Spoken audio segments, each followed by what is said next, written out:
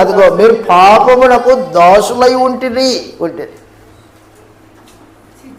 ఏ పాపమైతే మనుషుడిని బంధించిందో ఆ బంధకాలని విడిపించే శక్తి దేవుడికి ఉంది, క్రీస్తు శిలువ రక్తానికి ఉంది. దానికి ఉన్న ప్రభావం అది. మీరు పాపమునకు దాసులై ఉంటిరి,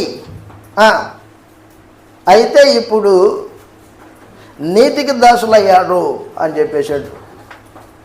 పాప దాసులు అయిన వాళ్ళు ఇప్పుడు క్రీస్తు ప్రభు రక్తం చేత నీతికి దాసులయ్యారు.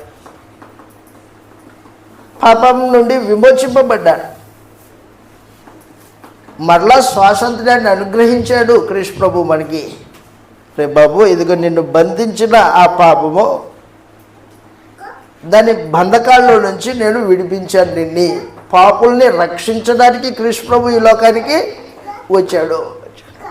ఇక మీదట బంధకాల్లోకి వెళ్ళొద్దు, పాపం చేయొద్దు. ఏ అవయవాలైతే నిన్ను ప్రేరేపించి పాపానికి బానిసగా లోపరుచుకున్నాయో ఆ అవయవాలలో ఇక మీదట నీతి జరగాలి అని యేసు ప్రభువు మనకు తన సందేశాన్ని వినిపించాడు. పేతురు గారు రాసిన మొదటి పత్రిక 2వ అధ్యాయం,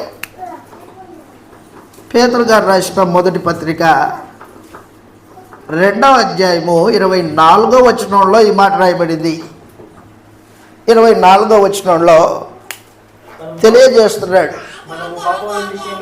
మనము పాపం విషయమై చనిపోయి, అది సమాచారం, పాపం విషయమై చనిపోయి నీతి విషయమై జీవించున్నట్లు ఆయన తానే తన శరీరమందు మన పాపములకు శిక్ష విధింపబడ్డాడు. మన పాపముల కొరకు, మన పాపములు ఆయన శరీరం మీద మోసుకున్నాడు.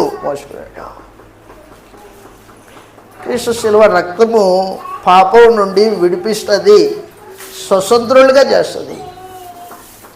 ఏ అవయవాలైతే ఒకప్పుడు పాపానికి బానిసలయ్యాయో ఆ అవయవాల్ని విడిపించి దాంట్లో నీతి జరిగేటట్టు క్రీస్తు ప్రభు రక్తము మనుషుల్ని ప్రోత్సహిస్తుంది అన్నమాట. ఆ రక్తానికి ఉన్న శక్తి అది. పాప బానిసత్వం నుండి విడిపించి స్వతంత్రుడిగా చేసి ఇక మీదట నీ అవయవాల్లో పాపం ప్రవేశించుకోకుండా ఉండడానికి కృష్ణ రక్తము సహాయం చేస్తుంది. అయితే